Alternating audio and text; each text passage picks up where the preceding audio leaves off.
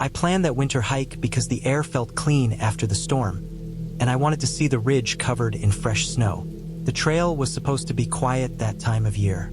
Most people stayed home unless they had special gear or experience, and I liked that silence, that feeling that the whole forest was empty except for me.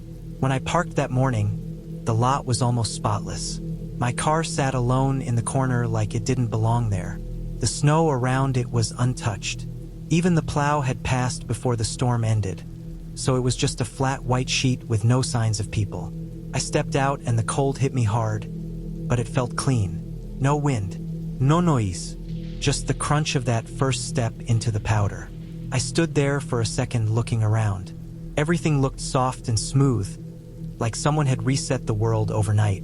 I remember thinking how nice it was that no one else came out this early. No voices, no ski tracks, no dogs barking, nothing at all. I started the hike feeling good. The trail wasn't steep at first. It moved between tall pine trees that were heavy with snow. Every now and then a bit of snow would fall off a branch and make a soft thump somewhere deeper in the forest. And it always took me a moment to realize what it was because the sound carried strangely in the cold. My own breath sounded louder than usual. I heard air move in and out of my nose and mouth like I was in a small room instead of the open woods. After maybe 20 minutes, I reached the first turn in the trail and saw the same thing ahead of me. Smooth snow, untouched. Not even animal tracks. That always surprises me a little because usually you see something, rabbits, birds, maybe a fox. But that morning there was nothing. It looked like the storm scrubbed the whole valley clean and nothing had crossed yet. I hiked steadily all morning. I didn't rush it. The trail was clear and easy to follow, and the snow was only about 6 inches deep, soft but not heavy. Every step left a perfect footprint that you could see clearly. I stopped a few times to drink water, and the cold stung my face when I pulled my glove off, but it wasn't uncomfortable. I thought the day was going great. I even felt proud of myself for getting out so early and beating the crowds. By the time I reached the ridge, the sun was high enough to make the snow shine like it was lit from inside. I stood there for a while looking over the valley. The air was almost completely still. I couldn't hear a single thing except my boots shifting as I adjusted my weight. I remember feeling small in a good way, like the whole place belonged to me for the day. It didn't feel scary at all. It felt calm, clean, and quiet. I started my way back early because winter light goes fast, and I didn't want to be out there near dark. I figured I had plenty of time, and the trail was easy, so I wasn't worried. I walked maybe a mile down before anything strange happened. I wasn't thinking about anything serious. I was just moving, watching my own tracks ahead of me in the snow, following the same route I had taken that morning. Then my brain caught something that didn't make sense.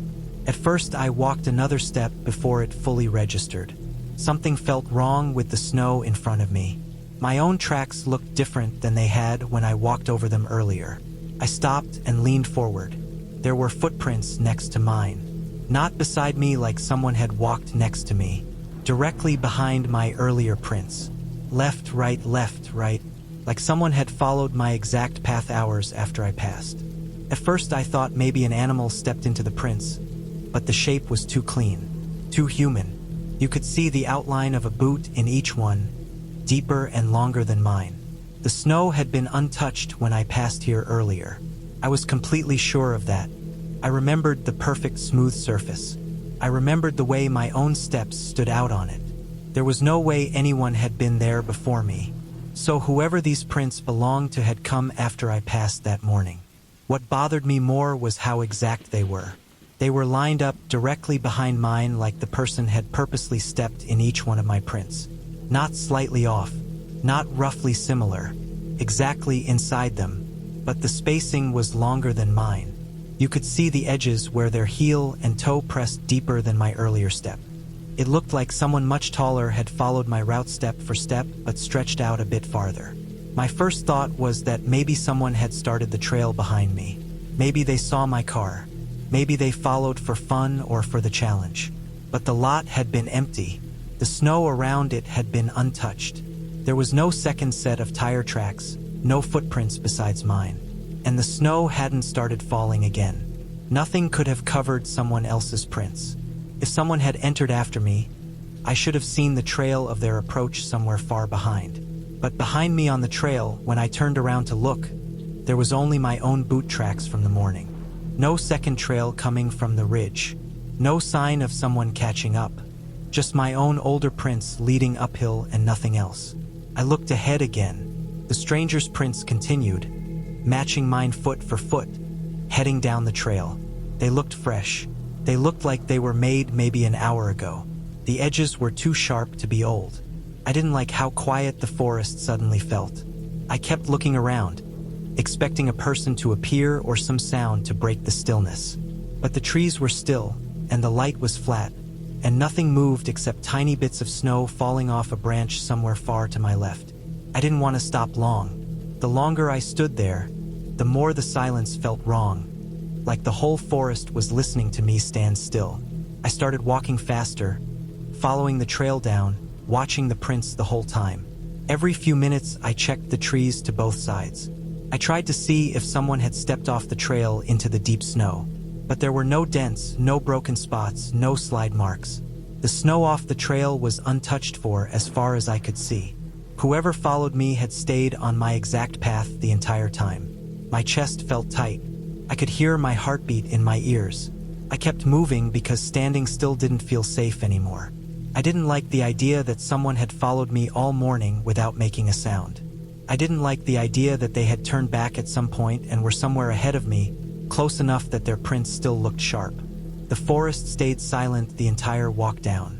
No wind, no animals, no other people, just the repeated sight of those prints overlapping mine. I kept tracking them with my eyes, step after step, watching the way they pressed deeper than mine, longer, heavier, like the person was walking with a calm, slow pace, like they weren't in a hurry, like they knew I would see them eventually.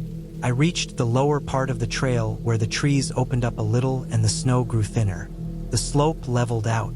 I could see the parking lot through the trees. That should have made me feel better, but instead I felt a coldness in my stomach that had nothing to do with the weather. Because the footprints stopped. They continued behind mine until about 20 feet before the edge of the parking lot. Then they just ended. No curve to the side. No sign of stepping off the trail. No marks showing someone changing direction. They just stopped in the middle of my trail, like the person vanished into the air. But not vanished in a supernatural way. It felt like the person had stepped out of the trail into the trees somehow without leaving any mark. But that wasn't possible. The snow was deep on both sides. There should have been a hole, a dent, even a broken branch or snow brushed off a trunk. But there was nothing. The snow on both sides of the trail still looked smooth and untouched. I crouched down and looked closely. The final footprint was clear, deep, sharp-edged. But the next step should have been somewhere. Anywhere. Even a half step would have made a small depression. But the surface around it was perfect. My own morning tracks continued straight to my car. The stranger's tracks simply did not continue. I checked the lot. My car was still alone. No new tracks. No sign of anyone else. I stood there for a long moment trying to make sense of it. The forest behind me felt like it was holding something in its teeth. I felt watched, even though I couldn't hear anything. I kept turning, checking the trees, checking the ridge, checking the open areas. Nothing moved. I walked the rest of the trail to my car fast but steady. I didn't run. Running felt like it would trigger something in the trees, even if that made no logical sense. I reached the car, opened the door with stiff fingers, and sat inside for a moment with the heater off, breathing in cold air. I kept thinking about the spacing of the prints, how calm and deliberate they looked. I kept thinking about how they had followed each one of mine exactly, like the person was studying me or measuring me. And I kept thinking about how those prints stopped 20 feet from the trailhead, as if the person had stepped somewhere that left no mark or had gone somewhere I couldn't track. Before I drove off, I forced myself to look one last time at the trail. The snow near the entrance stayed still and perfect, except for my own steps heading in and out. The stranger's final print stayed there alone, clean and sharp, like a marker, a reminder. I left and didn't look in the rearview mirror until I reached the main road. Nothing followed me, nothing moved. But I never hiked alone after a snowstorm again. Not once. I hiked that desert range in late summer, during one of those dry stretches when the air feels thin and sharp, and the ground stays warm long after the sun starts dropping. The place was known for strange wind sounds, long whistles that rolled across the rocks at night. People always said the canyons made odd noises, like distant moans or low hums, but I had never heard anything more unusual than a long, drawn-out whistle on a windy afternoon. I took those stories as nothing more than desert talk, people making the wilderness more mysterious than it really was. I started my hike late in the afternoon, planning to cross a long ridge and camp near a dry wash on the other side. The trail cut through broken rocks and dead shrubs, the kind that crumble under your boots if you step wrong. Everything smelled like hot dust and sunburned plants. The heat pressed against my back for hours, and by the time the sky began to fade into an orange glow, I still had a long way to go. The desert gets quiet at that time, so quiet it feels like the land is holding its breath before night comes. The silence always made me uneasy, but it was a normal kind of unease, the kind that comes from being completely alone with nowhere to hide. Then I started hearing it. It came with one of the first cool breezes of the evening, a faint sound that didn't match anything I recognized. It wasn't human screaming, not exactly, but it had the shape of a scream, like someone trying to yell through something covering their mouth. It was muffled, low, drawn out just enough to sound like pain or fear, but twisted by distance and wind. At first, I brushed it off as some strange trick of the desert. Wind can sound like anything when it rolls across cracked rock. Maybe it was two gusts hitting one another, or air squeezing through tight canyon spaces far away. But the sound came again, louder, stretching across the ridge in long broken bursts. It rose and fell with the wind at first, like it was riding it. But then I noticed something that made all the calm explanations fall apart. Sometimes the wind died down, completely still, not even a whisper. Yet the muffled screaming kept going. Twice I stood still on the trail, not moving, not breathing for a second, listening to it echo across the empty land. But the sound wasn't echoing. That's what bothered me the most. Desert echoes bounce and drag, stretching across distance in clear lines. This wasn't doing that. It wasn't repeating. It was just there, faint but real, changing in volume in ways that didn't match the gusts at all. I kept walking, slower than before, my boots scraping the gravel. My pack straps rubbed against my shoulders with every step, loud compared to the still air. The light faded fast, turning the rocks dark purple and the desert floor into a flat gray sheet. The sound came again, close enough that it startled me. It made my chest tighten instantly. It wasn't loud, but close.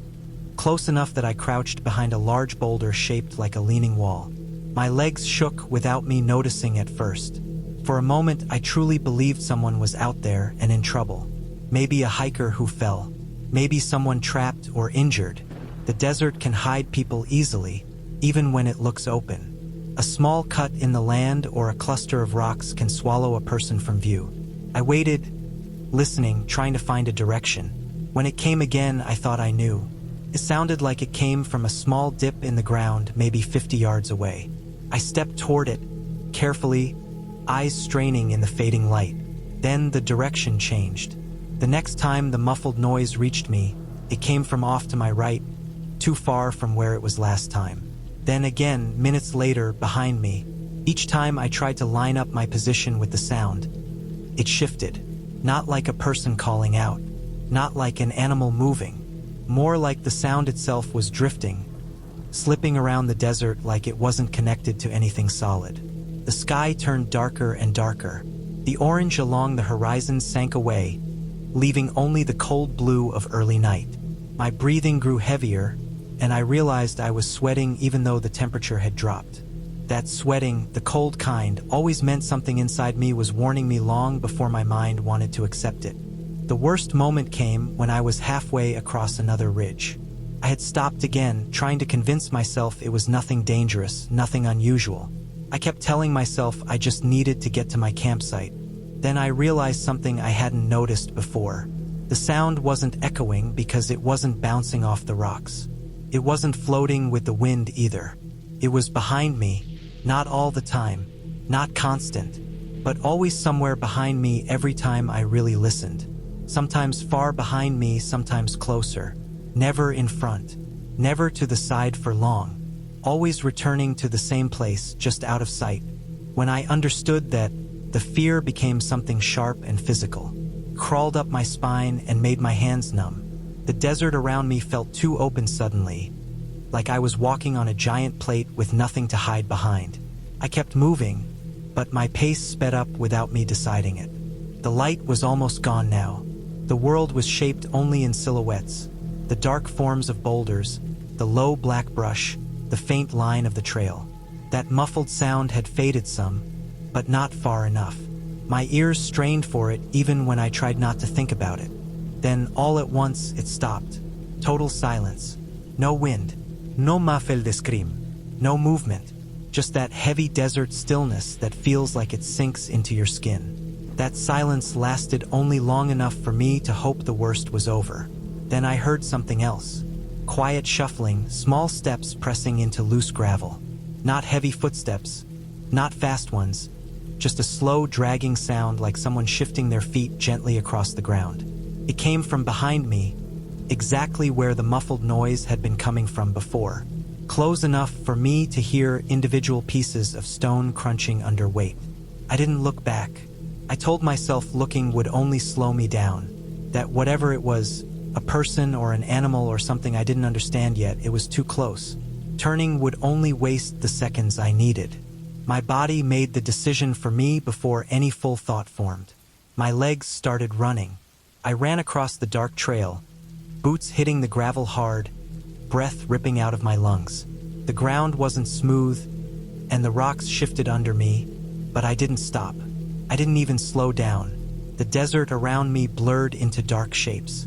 I couldn't see where the trail curved, so I almost slipped twice, catching myself on instinct. My heart slammed so hard it hurt. My pack bounced painfully on my shoulders, the straps burning into my collarbones.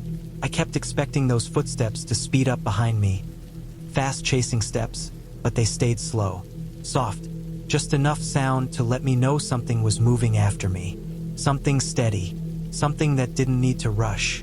I don't know how long I ran, maybe 10 minutes, maybe 20. Long enough for my throat to feel raw and dry. Long enough for the night to fully settle. Long enough for the desert to swallow every bit of color. At some point, I reached a flat open stretch where the land dipped slightly. I could see my planned campsite in the distance, a flat patch near a dry wash. I didn't care about camping anymore. I just wanted to reach a place where the land was wide enough that nothing could hide close behind me. When I reached that open area, I finally stopped running. I bent over, pulling air into my lungs, shaking so hard my hands felt numb. I listened. I held my breath to make sure I wasn't missing anything. The footsteps were gone. No muffled scream. No wind. No shifting gravel. Nothing. I stayed there a long time, standing in the middle of that open stretch, cold sweat drying on my skin. I didn't sleep that night. I didn't even take off my pack. I sat upright with my back against a rock where I could see every direction at once. Every small desert noise made my muscles tense. Every rustle of dry brush sounded like steps. But nothing else came. At dawn, I packed up fast and walked out of that range without stopping, not even to drink water. I kept glancing behind me the entire way. The land looked empty as always. Open sand, broken rocks, low hills. But the silence felt different now. I still don't know what caused those sounds. Maybe a person out there wandering, confused or injured. Maybe an animal making noises I couldn't understand. Maybe something as simple as wind playing tricks in ways I've never heard before. I've tried to make the memory fit inside something reasonable, something normal. But what I can't forget is how the sound followed me, how it came closer when the wind stopped, how the footsteps matched the exact spot where that muffled noise had been. I haven't gone back to that range since. Even now, when I walk through quiet places at dusk, I catch myself listening for that same faint, breath-covered scream behind me, and hoping I never hear it again.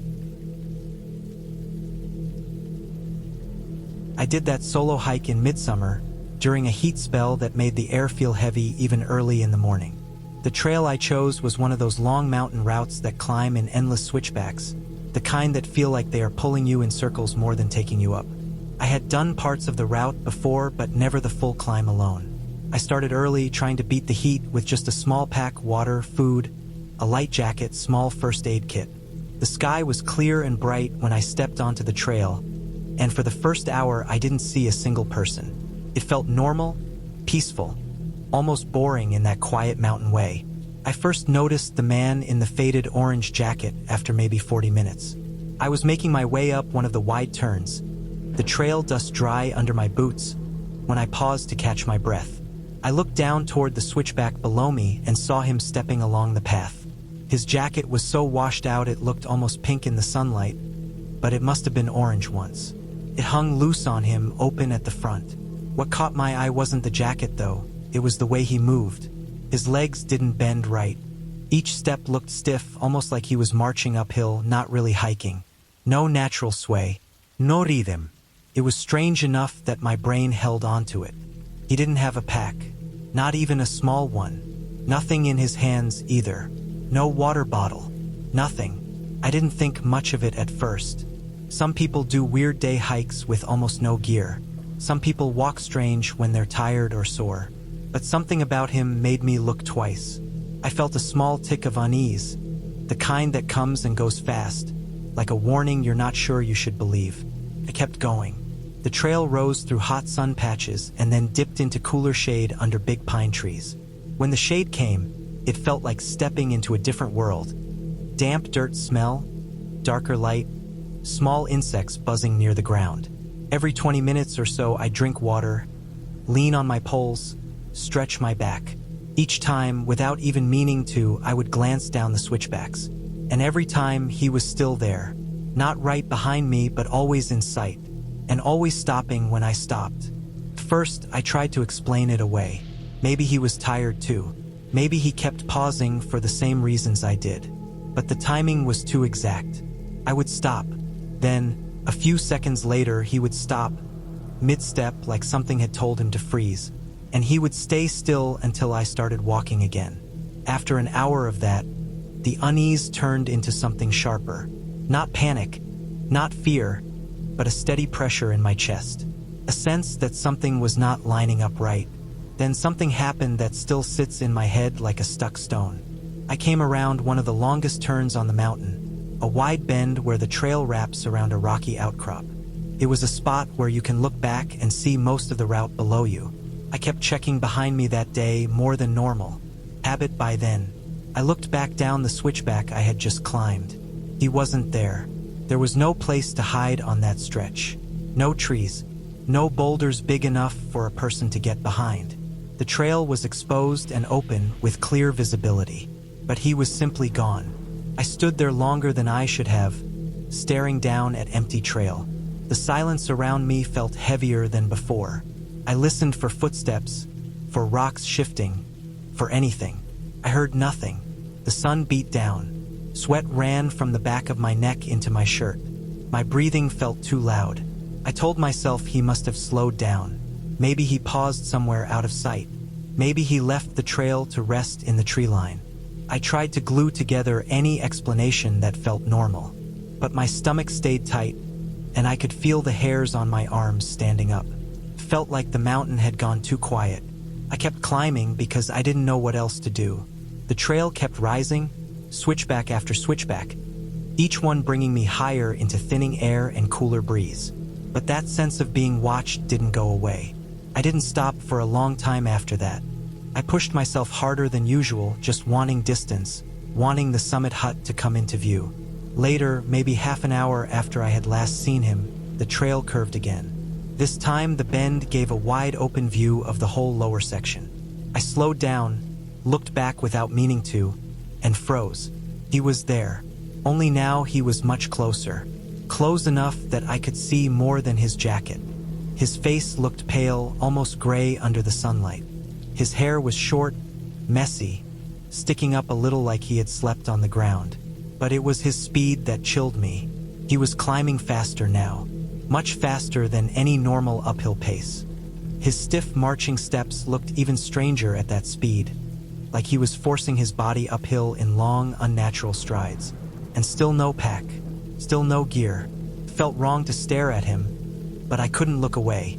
My legs had that trembling feeling, the kind that hits before your brain decides anything. I wanted to keep walking slow and calm, but my body didn't listen. I turned back toward the trail ahead, and my pace quickened without thinking. After a minute, I was almost jogging. I didn't want to run. Running on a mountain trail alone is stupid, but my body made the choice before I did. The trail to the summit hut wasn't short. It still took me maybe 30 minutes of pushing hard, lungs burning, legs shaking. I kept glancing back but didn't see him again. Whether that made it better or worse, I still don't know. Not seeing him meant he could be anywhere behind me. When the hut finally appeared, a small stone building near the top, it felt like a lifeline. I didn't slow down until I reached the door. It was open but empty. I stepped inside, shut the door, and dragged one of the heavy benches in front of it. My hands were shaky, and my shirt was soaked with sweat. I kept checking the single window that looked out toward the trail.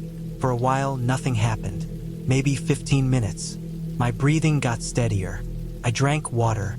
I tried to listen for footsteps outside, but the wind around the hut made everything blurry. Then, 2 other hikers arrived, a couple coming up from the opposite side of the mountain. As soon as I heard boots outside and knew it wasn't him, some of that tight fear loosened. They went to rest outside on the bench along the wall, and I stayed inside, just watching through the small dusty window. Later, maybe an hour before sunset, I peeked out again. He was there, standing alone near the trail edge, not far from the hut, not approaching, not moving toward the door. He just stood still, looking up at the hut with that same pale expression. From that distance, I could see that his clothes were dirty, like he had been sleeping outside for days. His jacket looked worn through at the cuffs. His hands hung stiff at his sides. He didn't shift his weight or look around or do anything normal. He just stared.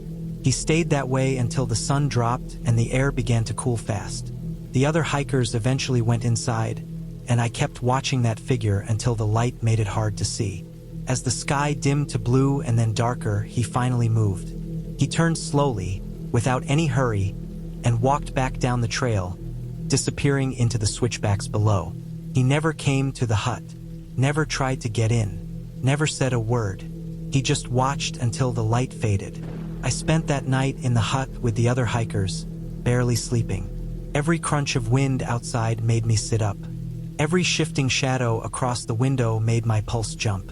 But he didn't come back. The next morning, when the sun rose, the trail below was empty.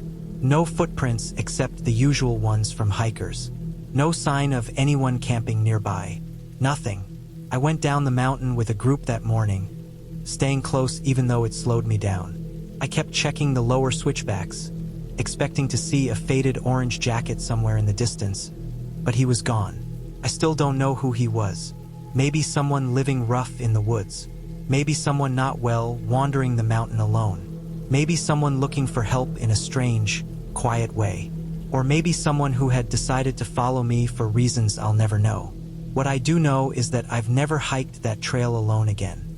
And even now, whenever a switchback gives me a long view of the trail below, I catch myself looking for a pale face and a faded orange jacket climbing stiffly up the mountain behind me.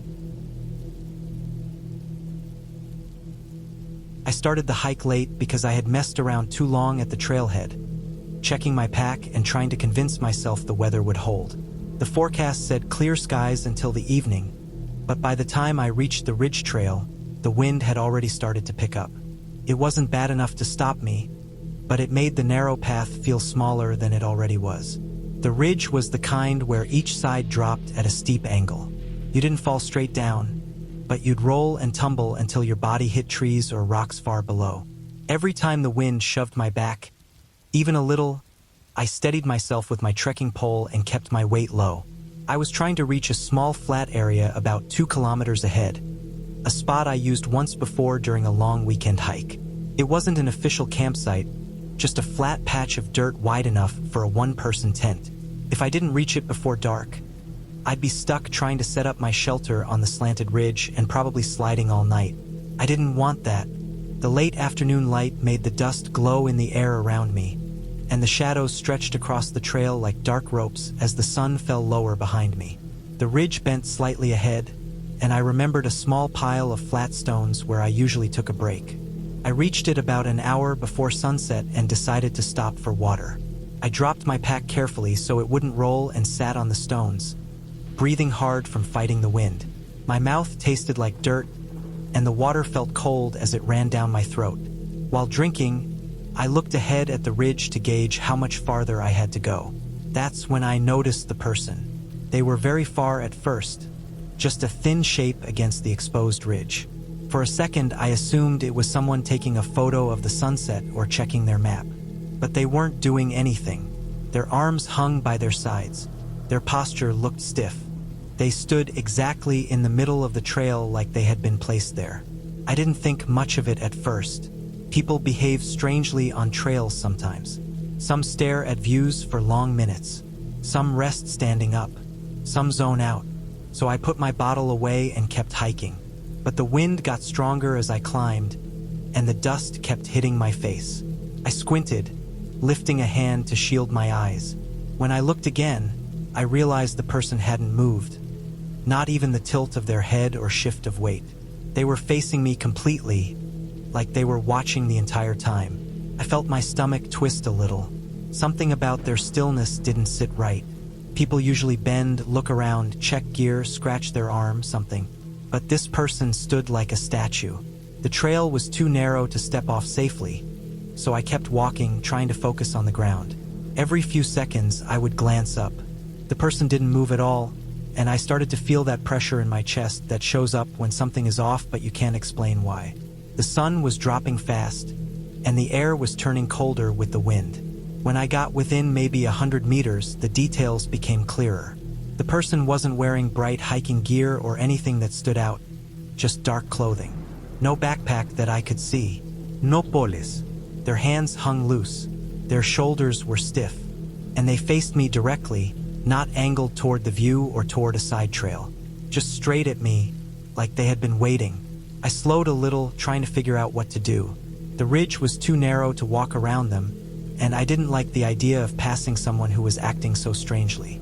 I didn't like the idea of hiking back down the ridge in the dark either, but I told myself I'd decide once I got closer. When I was maybe 50 meters away, the person suddenly dropped, just folded straight down into a low crouch. No sound that I could hear over the wind. No hesitation.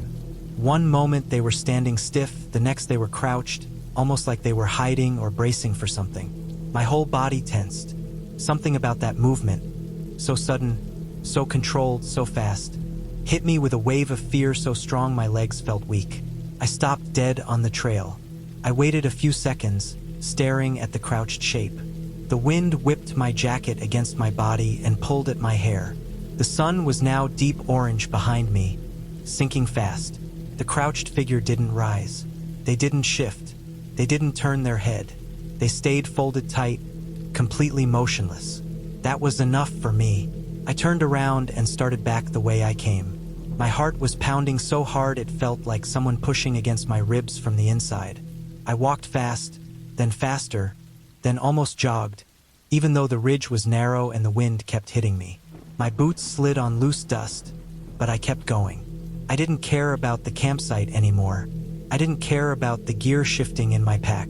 I just wanted to get off the ridge and back to the truck. Every 30 seconds, I looked behind me.